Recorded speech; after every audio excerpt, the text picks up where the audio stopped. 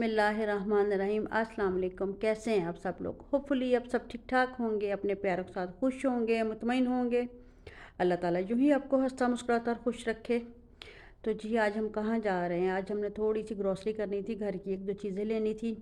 तो थोड़ा सा दिन निकला हुआ था, तो हसान कहता कि चले मम्मा आए हम ना ले आए। तो मैंने भी देखा, मैंने कहा चले मौसम ठीक है तो चलो आओ थोड़ा सा ना बाज़ार से हुआ है और एक दो ना चीज़ें ले आए। वरना सुबह जब मैं उठी हूँ और मैं ऊपर गई हूँ, मैंने केक बेक करना था, तो मैंने जब अपने पीछे टेरेस का दरवाज़ा खोल के देखा तो इतनी धुंध थी कि मेरा तो हौसला ही नहीं पड़ रहा था किसी काम को करने का।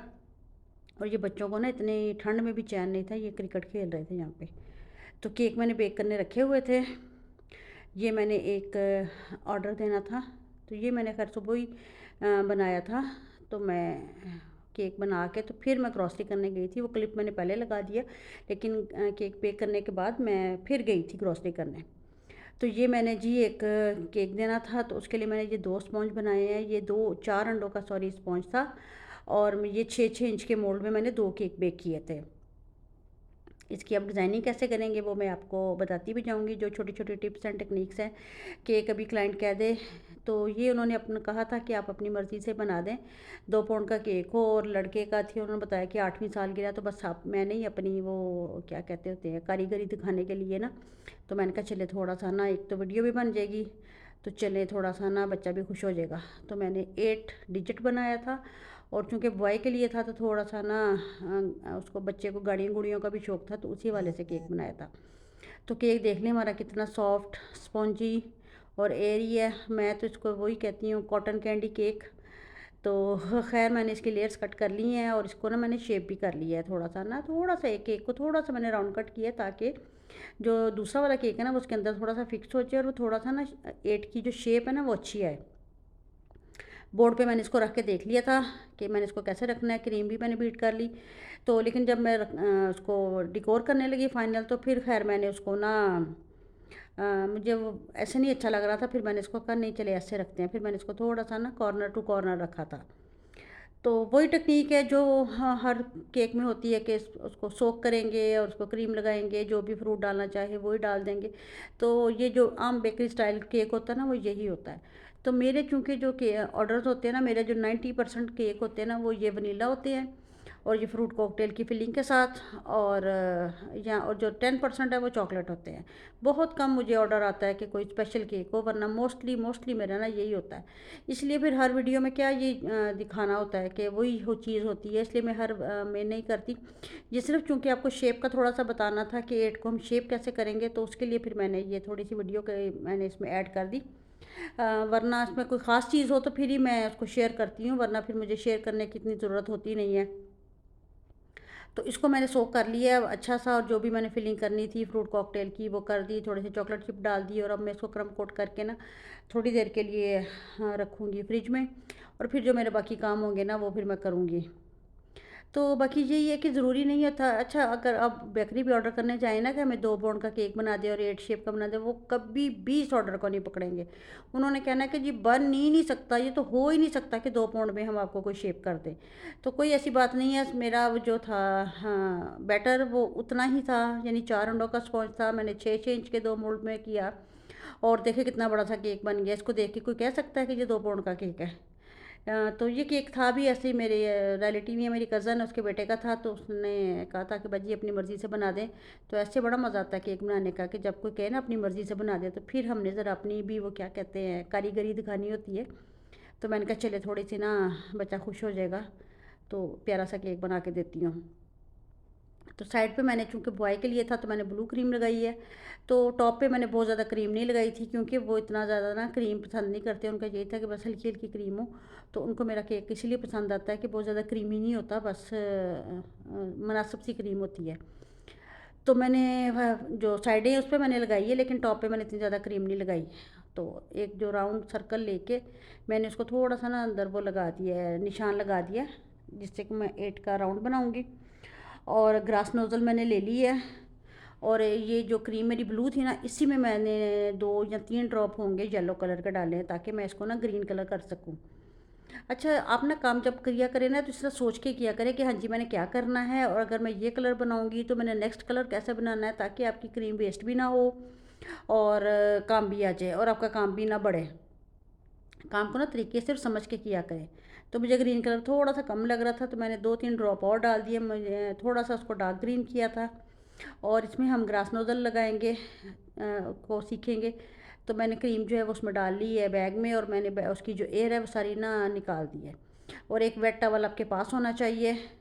तो जो ग्रास नोज़ल है इसको इस्तेमाल करने का तरीका बहुत आसान है। लोग कहते हैं कि ग्रास सही नहीं निकलती, बहुत अच्छी निकलती है। सिर्फ ये कि आपकी क्रीम अच्छी बीट हुई हो और आपकी जो ग्रास नोज़ल है वो साफ़ हो। सिर्फ आपने ये करना है कि जहाँ पे आपने देना है ना ग्रास का इफेक्ट, वहाँ रखें, प्रेशर दें और ऊपर उठा लें, और बिल्कुल स्ट्रेट सीधा रखें। अगर आप थोड़ा टेढ़ा करेंगे तो ग्रास गिरी गिरी आएगी।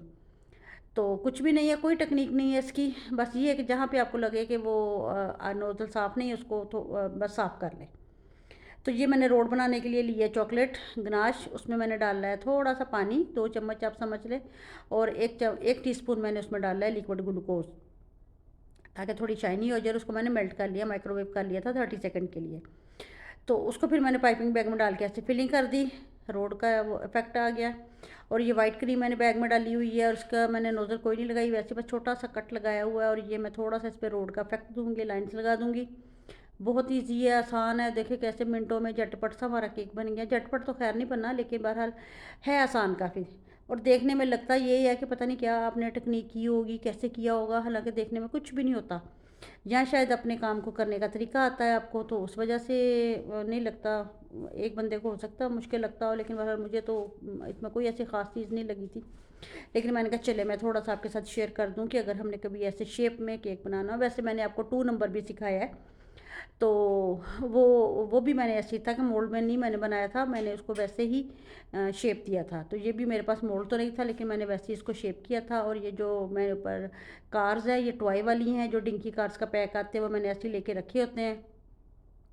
तो जब मुझे ज़रूरत होती है तो मैं बस लगा देती हूँ। और देखो जी कितने अच्छा सा और कितना प्यारा सा हमारा केक ऐसे मिनटों में झटपट सा डिकोर हो गया। और देखने में कितना प्यारा लग रहा है कि जैसे डिज़ाइनर केक होता है, और बेकरी वाले इसको डिज़ाइनर केक कहते हैं, वरना उनके तो वही सिंपल से केक होते हैं।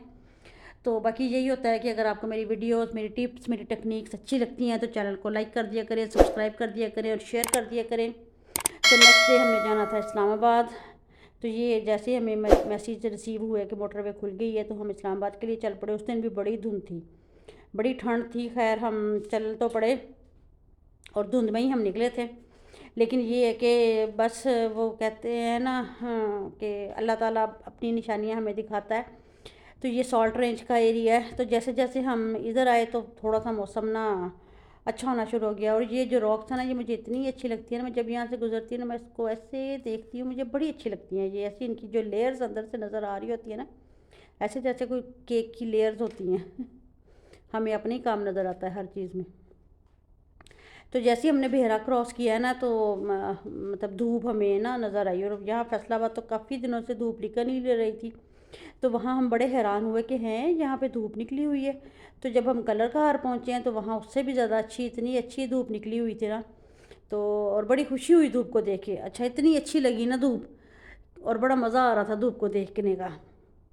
तो बड़ा अच्छा सफ़र रहा हमारा। और ये देखिए अल्लाह ताला की निशानियाँ। वाकई वो है ना कि इन अल्लाह अला कुल्ले शाइन कदीर, बेशक मेरा अल्लाह हर चीज़ पे कादर है।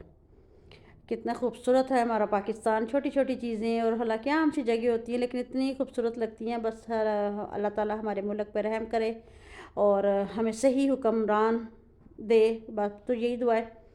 तो ये कलर का हर का रेस्ट एरिया, यहाँ हम थोड़ी देर रुके थे, ज़ोहर की नमाज़ पढ़ी थी और हमने चाय पी थी।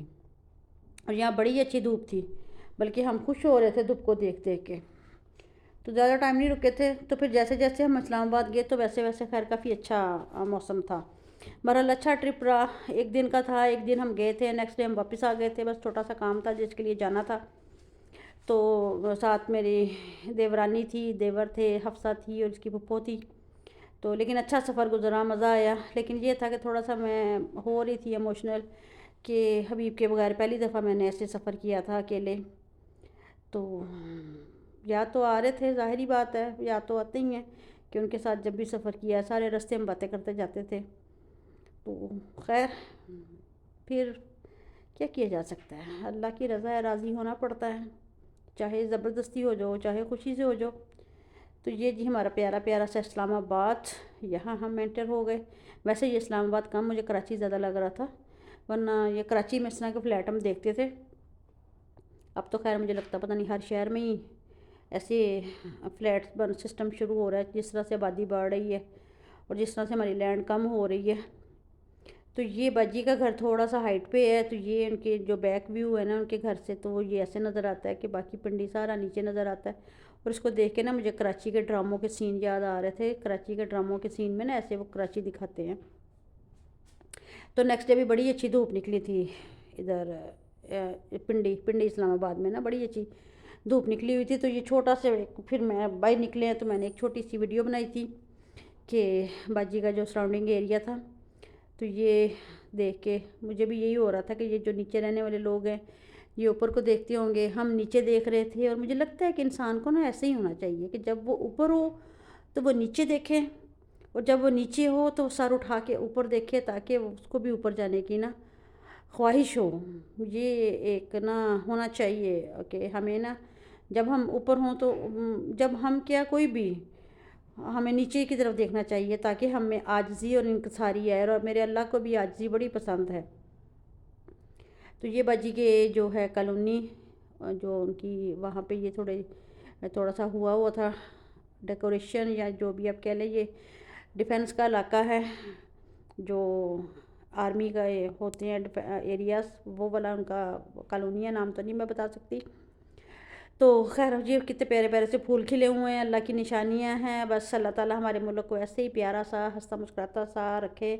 तो नेक्स्ट डे हमारी हो गई थी वापसी। बस एक दिन का ही था कि एक दिन गए थे और अगले दिन वापस आ गए थे। शॉर्ट सा ट्रिप था। तो खैर कभी अब दोबारा गए तो फिर इंशाल्लाह कभी आपके साथ लंबी भी शेयर करेंगे। तो अच्छा लगा होगा आपको मेरा ये छोटा सा व्लॉग कह लें या कुछ भी कह लें। मेरी केक की टिप्स एंड टेक्निक्स भी अच्छी लगी होंगी। कोई मुश्किल चीज़ नहीं है, काम कोई भी मुश्किल नहीं होता। जब आप करने का इरादा कर लो तो खुद ब खुद चीज़ें आपको समझ आती जाती हैं। खुद ब खुद आपको पता चल जाता है कि काम को मैंने करना कैसे है। तो बाकी वही बात जो हर वीडियो में हम करते हैं कि अगर चैनल पे नए आते हैं तो चैनल को लाइक कर दिया करें, शेयर कर दिया करें और सब्सक्राइब करके बेल का बटन ज़रूर दबा दें। तो इंशाल्लाह ज़िंदगी रही तो फिर आपके साथ किसी नेक्स्ट वीडियो में किसी और टिप एंड टेक्निक के साथ आएंगे इंशाल्लाह। तब तक के लिए अल्लाह हाफिज़।